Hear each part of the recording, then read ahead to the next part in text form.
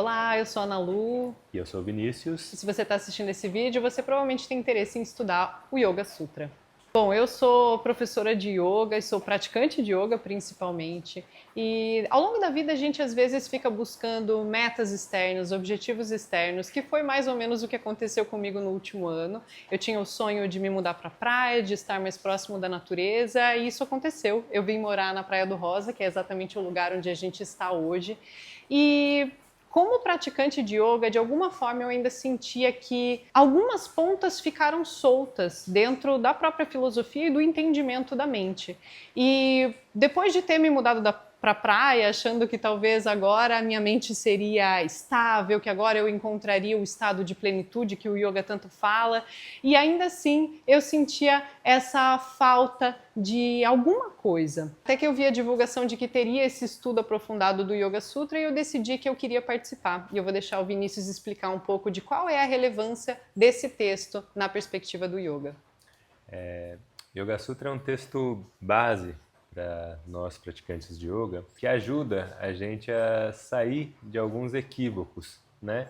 Como, por exemplo, achar que a simples prática de yoga ou simples estar em algum outro lugar, que isso por si vai mudar a sua vida. Porque, na verdade, mudar a sua vida no sentido de você se pôr imune ao tema do sofrimento, que no fim é o tema essencial que o yoga trata e que a gente quer resolver. A gente reconhece que como seres humanos sofremos e a gente não quer sofrer. O Yoga Sutra ele vai trazer um mapa e vai ajudar a gente a entender que a coisa não está nas situações externas, mas está na nossa maneira de lidar com essas situações. E vai mostrar caminhos, meios, vai explicar um pouco primeiro como funciona a mente para a gente poder trabalhar com ela, entender qual é o campo da nossa atuação e depois vai propor meios, práticas, compreensões que podem ajudar a gente a remodelar essa maneira da gente de lidar com a mente e no sentido de viver uma vida mais plena, mais feliz e satisfeita. Na vida, é natural e esperado que a gente procure construir as circunstâncias mais favoráveis nos mais diversos aspectos dela. No entanto, a gente nessa caminhada, ou até mesmo na chegada, se depara com ansiedade, frustração e outras formas de sofrimento que são comuns a nós seres humanos. Isso pode parecer um problema novo da sociedade moderna, mas na verdade é um problema que caminha com a humanidade desde seus primórdios. E por esse motivo, há muito tempo atrás, há mais de 2000 anos, os yogis já se interessaram em resolver e sanar esse problema, que, aqui já vem a boa notícia, tem solução. Sou Vinícius, professor de yoga há 14 anos, praticante há 18 anos, ensino o Yoga Sutra de Patanjali há pelo menos 10 anos, tá? Yoga Sutra é o texto que a gente vai ter como objeto de estudo pelos próximos meses. Agora eu vou trazer uma pincelada sobre o que ele vai falar, contextualizar um pouco esse texto e a maneira como ele vai ser ensinado ao longo dessa jornada. Antes da gente ir para o texto propriamente dito ou para mergulhar no Yoga Sutra, a gente vai fazer um momento mais tradicional, onde vou fazer um pequeno mantra de invocação a essa tradição do Yoga Sutra.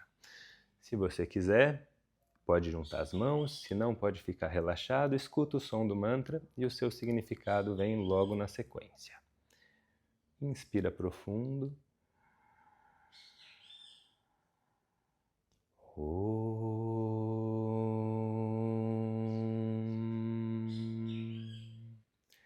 Yogena chitasya padena vacham malam sharirasya cha vaidyakena yopakarotam pravaram muninam Patanjalim pranjaliranatosmi Abahu Purushakaram Shankachakra Siddharinam Sahasrara Shirasam Shwetam Pranamami Patanjalim.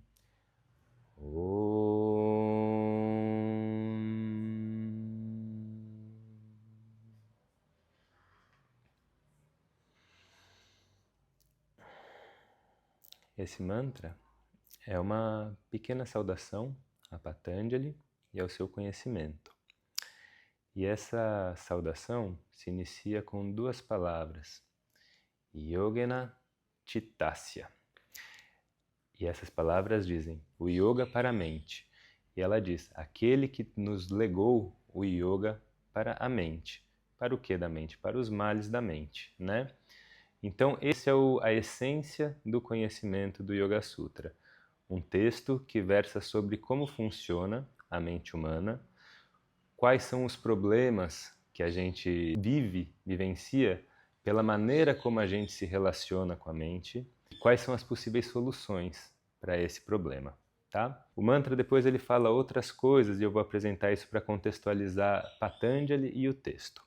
Ele fala Yogena Chittasya Padena Vacham, que é a fala e a gramática, né? Então aquele que trouxe o yoga para a mente, gramática para a fala.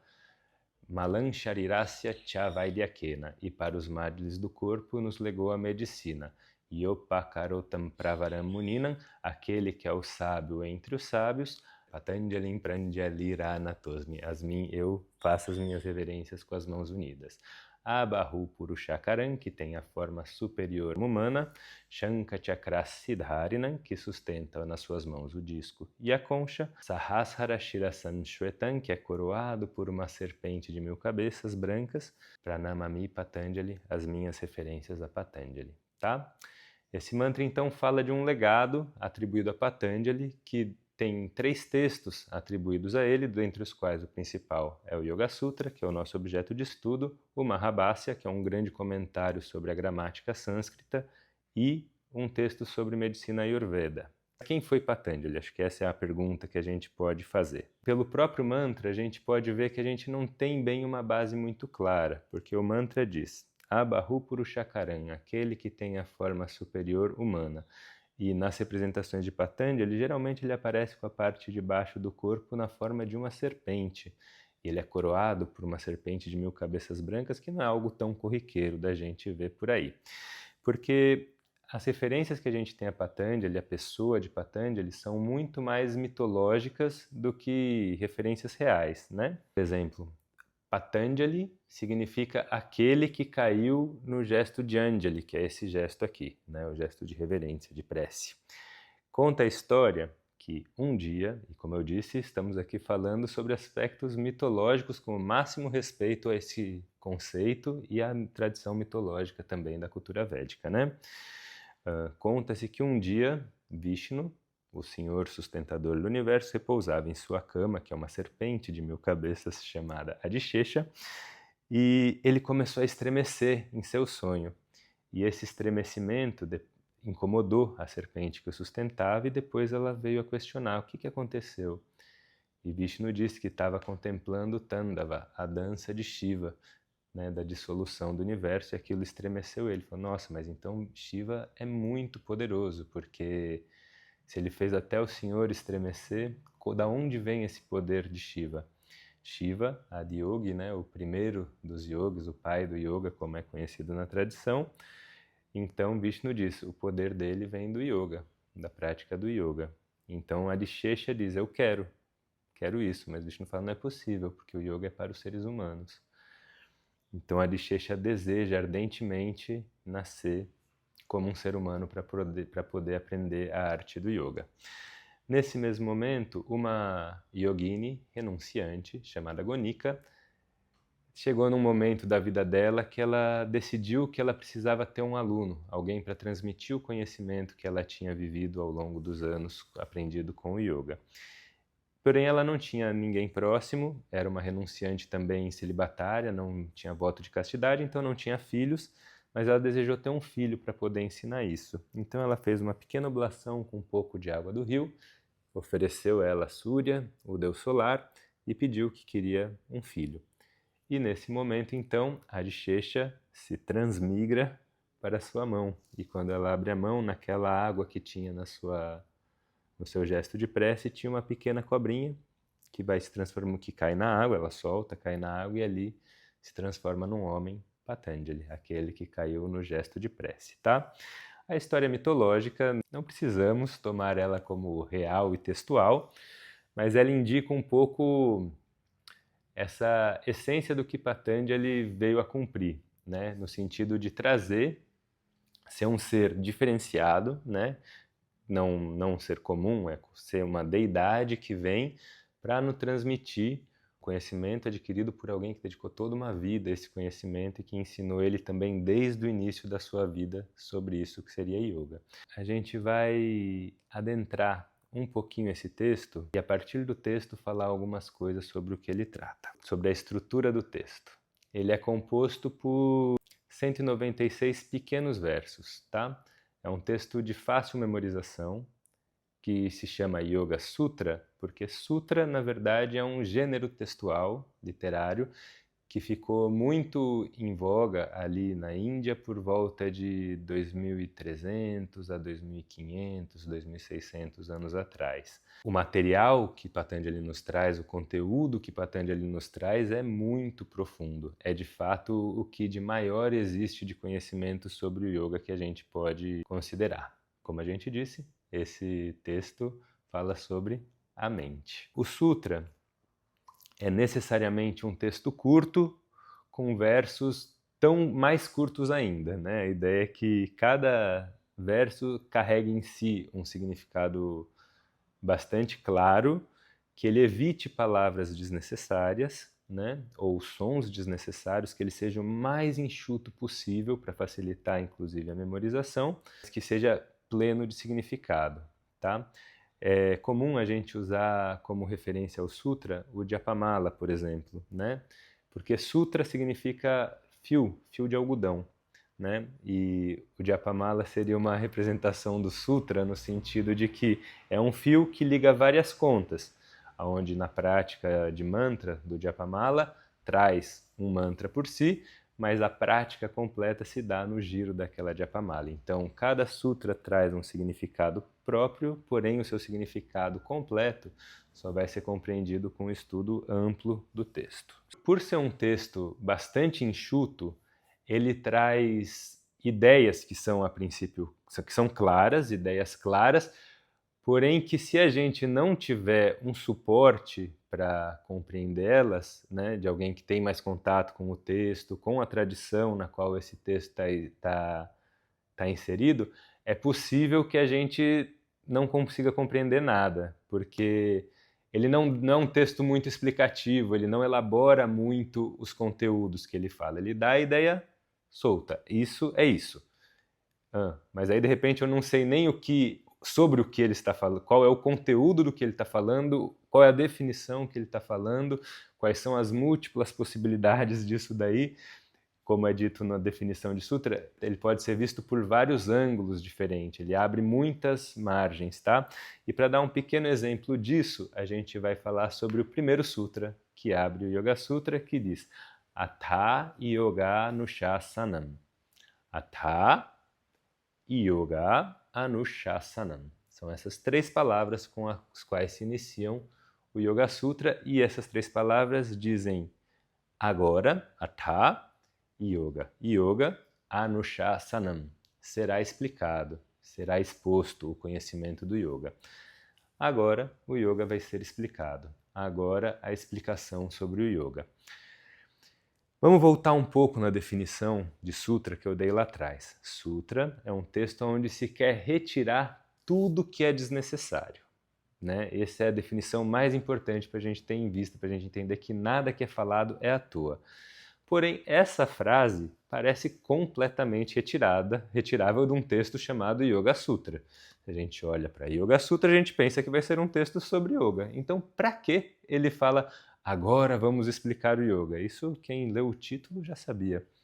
Porém, aí a gente vai ver as múltiplas formas de se perceber um sutra tão simples como esse. Primeiramente, cabe a gente falar, nas palavras da professora Glória Arieira, Atha é uma partícula que atrai um bom caminho quando ela aparece no início. Assim como comumente nas práticas de yoga, antes da gente iniciar a prática, a gente canta Om, algum mantra, ou somente Om mesmo, e no fechamento delas também.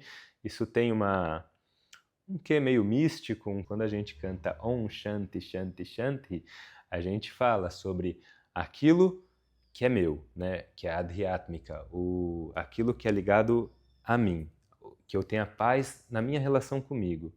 Adhibáltica, que eu tenha paz na relação com os outros, Shanti.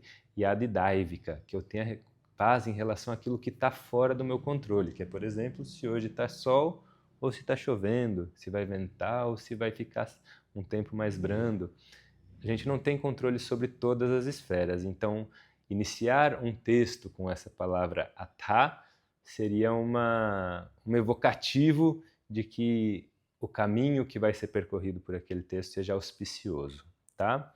Então, primeiramente tem isso. Então, por esse motivo, Atha Yoga Anushasanam. Depois, tem uma outra interpretação que a gente pode tirar disso. Atha Yoga Anushasanam. Ele diz, agora o yoga vai ser explicado. E agora, ou agora, às vezes atha também é traduzido como então, são palavras que surgem geralmente trazendo uma mudança, trazendo algo novo sobre aquilo que vinha acontecendo, né? Então, vinha acontecendo alguma coisa e a partir de agora, Yoga Anushasanam, o yoga vai ser explicado. Primeiramente, isso quer dizer já que o yoga não nasce aqui com Patanjali. Patanjali não é o fundador do yoga, não foi ele que trouxe essa tradição para o mundo. Mas o que ele se propõe a fazer? Explicar algo que já acontecia há milênios, de diversas formas, né? Então ele pega uma tradição antiga que talvez andasse, como falei, diversas formas, sem uma estrutura que a consolidasse, e a estrutura, explica qual é seu objetivo, explica por que esse objetivo é válido, quais são os caminhos para se atingir esse objetivo. Então, isso são os conteúdos do Yoga Sutra. E ele faz isso tão bem, né, que a partir desse momento onde surge esse texto, o yoga deixa de ser somente uma coisa vivida ali pelos renunciantes ou talvez também por pessoas da sociedade, mas em outros contextos, em outros aspectos, e o yoga passa a ser considerado um sistema filosófico válido, um dos 6 darshanas da tradição védica, né? Que a tradição védica é o amplo conhecimento da Índia, que se sustenta, a gente chama de védica porque se sustenta no Veda, né? A estrutura dividida em 4 textos, o Rig, Sama, Yajur e Atharva Veda, a estrutura do Veda e a estrutura das Upanishads, que são os textos que vêm unidos ao Veda, geralmente no final deles, que vão versar sobre o autoconhecimento, né? Enquanto o Veda versa sobre as coisas do mundo, como o mundo acontece, como a gente deve fazer para as coisas acontecerem bem, as Upanishads versam sobre quem sou eu. Esse é o tema central delas, quem é o indivíduo, né? E daí surgem-se 5 escolas filosóficas com base no Veda, que são válidas, sobretudo sobre a reflexão acerca da existência, né? Que são Nyaya, Mimamsa, Vaisheshika, Vedanta, Samkhya e a 6ª escola, o Yoga. O Yoga cria uma estruturação filosófica, né, conceitual, que possibilita ele se tornar uma dessas escolas, válidas pelo Veda, né? Então isso já... Então agora o yoga está sendo explicado. Agora a gente pode lidar com o yoga de maneira mais próxima. Ele se torna algo que se torna palatável pelo ser humano, porque para se tornar um darshana tem 2 atributos importantes. Que ele não contradiga o Veda, né? Não contradiga a estrutura e não contradiga a experiência humana. Então, agora o yoga deixa de ser uma coisa mística, transcendental, e passa a ser uma coisa concreta, que a gente tem como lidar. O conteúdo dele se torna algo, de fato, da nossa realidade, que a gente pode lidar com ele enquanto ser humano, sem a necessidade de precisar de grandes poderes e para conseguir entender e compreender o que ele está propondo, tá? Esse é uma outra explicação sobre esse mesmo sutra. Uma terceira explicação que eu gosto de dar é que, como eu falei, o sutra busca ser o mais reduzido possível, né? Então, se um sutrista fosse realmente muito habilidoso, ele de repente, em um sutra ou em uma palavra, conseguiria transmitir tudo que é essencial sobre aquele texto. Não é possível, naturalmente. Ele precisou de 196 versos. Mas ele começa tentando fazer isso. Então ele começa falando, agora. Porque toda a perspectiva do yoga e tudo que a gente vai viver e vivenciar como esse problema da mente se baseia no fato da mente estar ou buscando algo no futuro, ou buscando ou sofrendo por algo que foi vivenciado no passado. Ela ou está gerando apego ou aversão a algo que há de vir, ou apego ou aversão a algo que foi. E poucas vezes ela consegue repousar no estado de presença, que a gente poderia dizer seria o estado de yoga, que a gente poderia dizer que seria o objetivo do yoga. Então o yoga se baseia em estar presente aqui, agora. Então Patanjali tenta resumir isso na primeira palavra do seu Yoga Sutra. Mas o que é yoga? Agora. Esteja aqui, agora. Não se distraia. Depois, mas agora o quê? Como? Agora, o que é agora? E aí ele fala, então agora o yoga pode ser explicado. Isso já traz uma outra perspectiva também sobre esse sutra, né?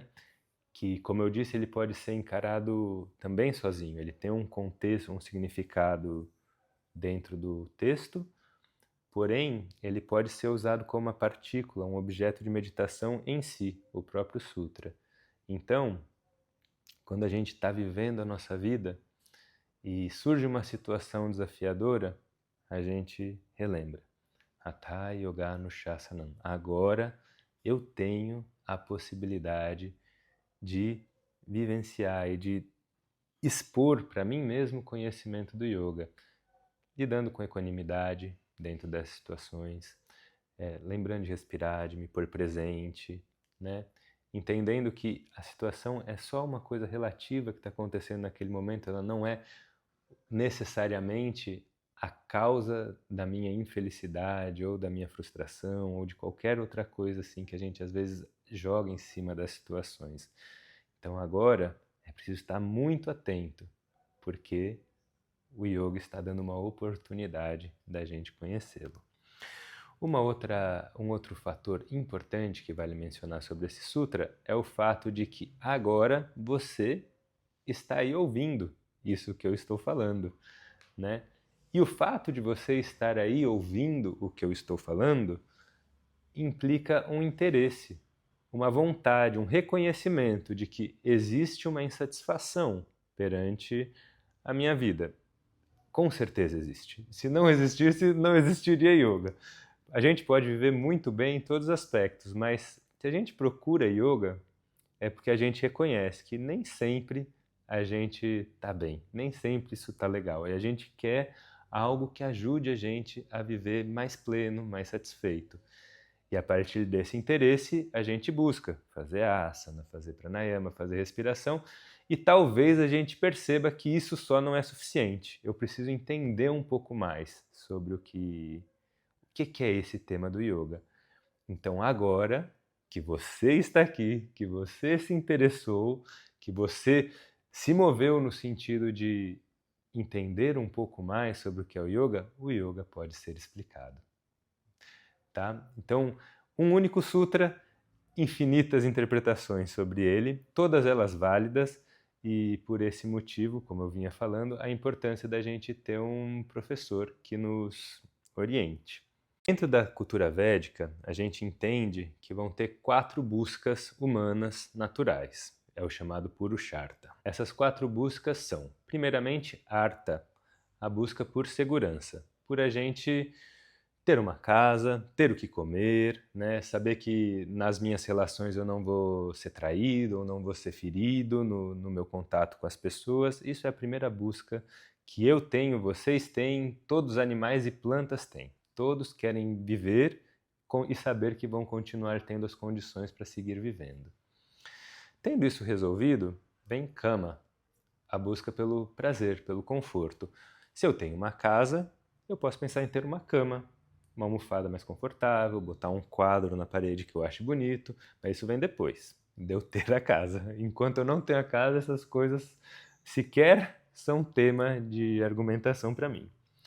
Porém, naturalmente, a gente vai algum dia ter uma casa, vamos ter o nosso conforto, e a gente vai falar, mas isso por si não me realiza, isso por si não me traz a felicidade. Então a tendência é que a gente busque um terceiro, que é o Dharma. Então eu tento eu tento viver de uma forma mais coerente, mais adequada na sociedade. Eu tento saber quais são os meus papéis, representar melhor os meus papéis e, se possível, servir a sociedade de uma maneira, né? Geralmente é comum a gente, depois que conseguiu uma estrutura que a gente não está mais passando necessidade, a gente faz caridade, faz essas coisas, porque faz bem para a gente fazer isso. Porém, também não realiza. E aí, não realiza no sentido da gente não fica imune ao sofrimento porque a gente faz caridade, porque a gente tem uma casa ou tem uma cama, né? Então vem o quarto, que é o conceito de moksha, que é sobre o que versa o yoga. É o objetivo do yoga. Moksha é uma palavra que significa liberdade. E liberdade não é a liberdade de fazer algo, de vir morar aqui na Praia do Rosa, ou de ir para onde você quiser sem ter compromisso com coisa nenhuma, fazer o que você quiser da sua vida. Não é essa compreensão de liberdade a qual o yoga está falando.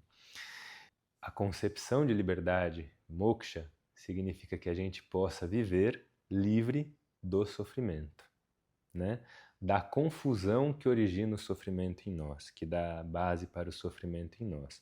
E é sobre isso que vai versar o Yoga Sutra, né? Então, ele não nega esse conceito da tradição védica e a ele se une. Eu já vou explicar, isso depois ele vai falar melhor no texto, mas como que a gente vai ser imune ao sofrimento? Rompendo, isso daqui já é a essência do Yoga Sutra, tá? Rompendo a identificação que a gente tem com aquilo que a gente sofre, né? Entendendo que a gente tem uma mente e a mente sofre. A gente tem um corpo e o corpo nasce, cresce, envelhece, apodrece, sente dor várias vezes e também sente prazer e morre, apodrece ou é queimado ou enfim. Mas a despeito disso tudo, você não precisa sofrer pelo corpo, não precisa sofrer pelos temas da mente, e você, em essência, é toda a felicidade, é toda a plenitude que você procura, né? Isso é a essência do que o yoga vai tentar tanto nos ensinar conceitualmente, por meio de alguns aforismos do Yoga Sutra, como também é o que as práticas de yoga vão tentar fazer a gente encontrar. Um relaxamento desse turbilhão que é a nossa mente, para que a gente possa contemplar essa que é a nossa real natureza.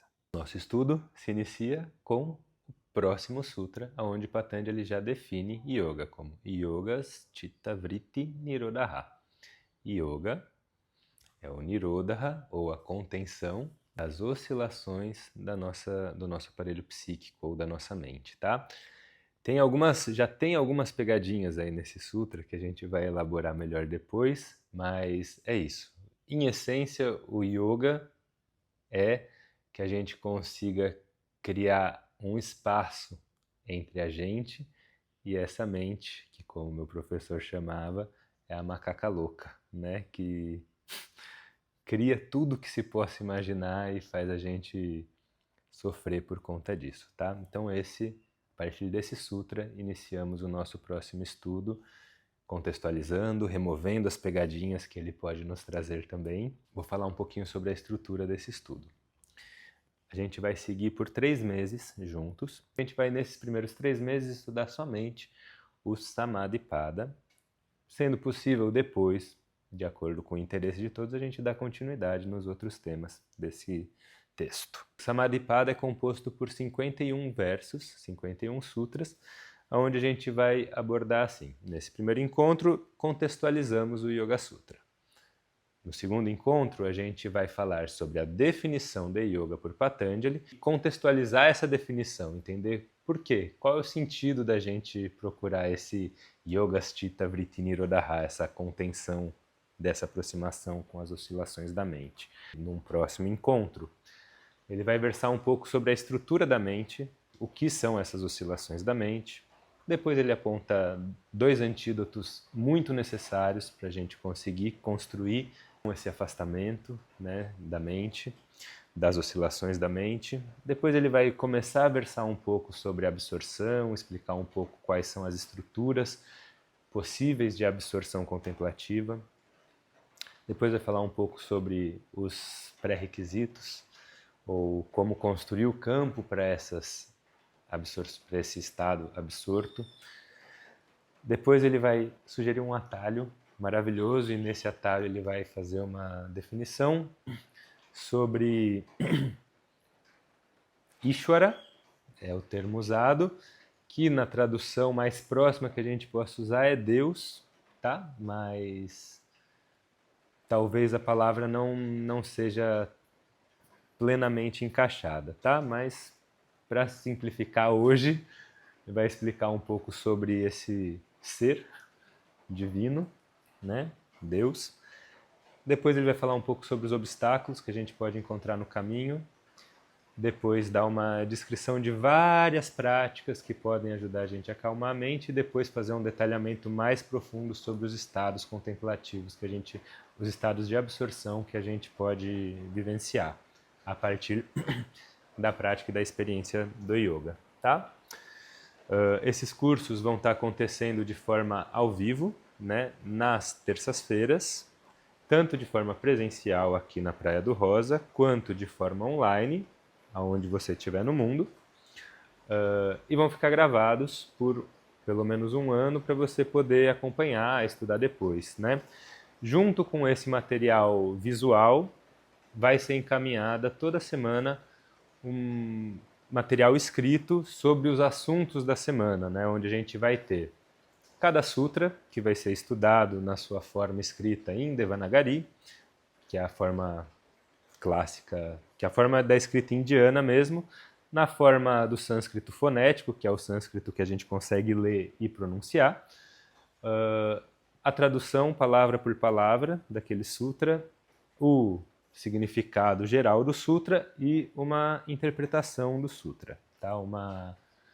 Um comentário a respeito daquele sutra que vai estar de acordo com o que eu vou estar comentando aqui com vocês.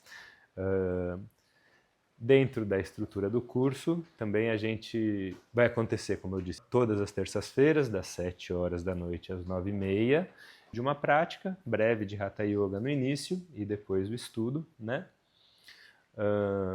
Um sábado por mês a gente vai ter um encontro um pouco maior para poder aprofundar mais, detalhar mais algumas coisas, aprofundar mais também dentro da prática, né, do Hatha Yoga, porque eu considero 1 hora uma prática bem curtinha, então a gente vai poder ter uma prática um pouco mais longa, aprofundar mais nas práticas também que o Patanjali nos propõe. Será oferecido um suporte nesse sentido durante o curso para que a gente possa treinar, quem tiver interesse, praticar a recitação do sutra, tá? Então, a gente vai ter um ênfase também no que o sutra diz em sânscrito, como se diz isso em sânscrito e tudo mais, para que a gente possa familiarizar com isso, que é uma prática, também a recitação do texto, é uma prática excelente para a nossa memória, para a nossa cognição, para apaziguar a mente, inclusive para esse objetivo central do yoga.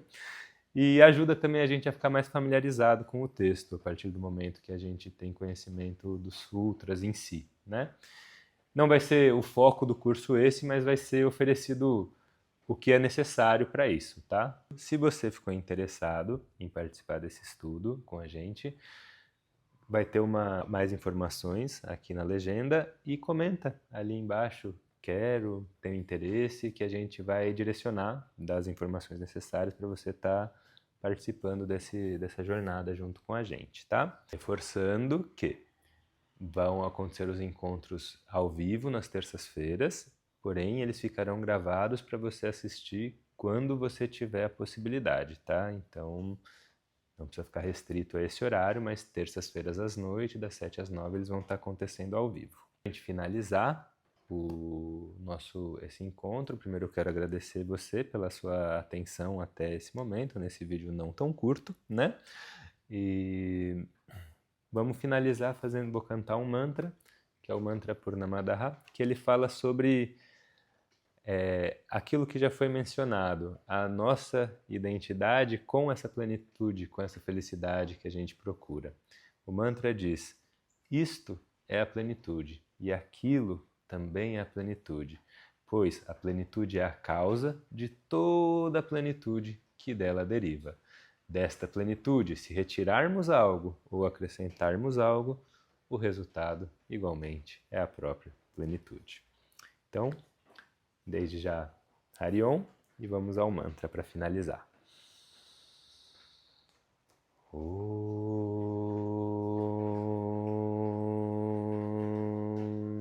Purnamada Purnam Idam Purnat Purnam Udachyate Purnasya Purnamadaya Purnam Eva Vashishyate. Om Shanti Shanti Shanti.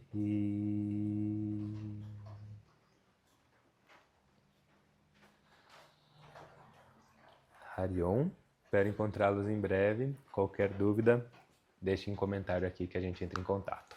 Muito obrigado.